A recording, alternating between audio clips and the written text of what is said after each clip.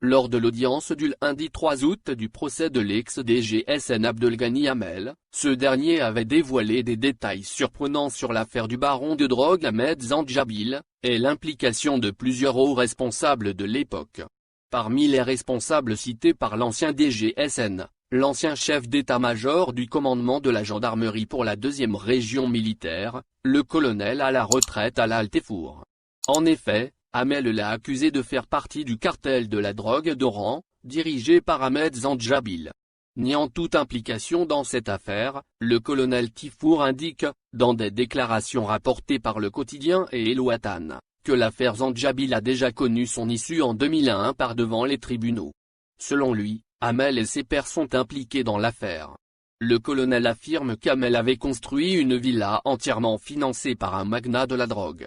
Cette affaire remonte en juillet 2000, soit le premier mois de l'arrivée de Hamel. Ce dernier avait acquis un bungalow, situé à Oran.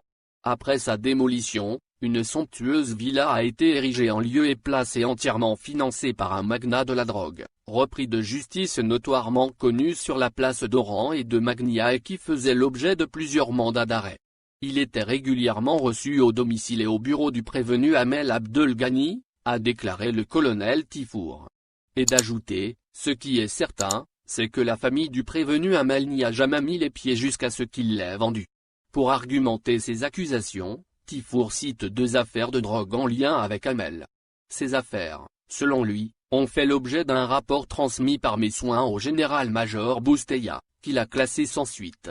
Le colonel à la retraite Alal Tefour estime que trouver aujourd'hui des alibis et autres échappatoires pour fuir la justice ne lui servira à rien, les faits sont là.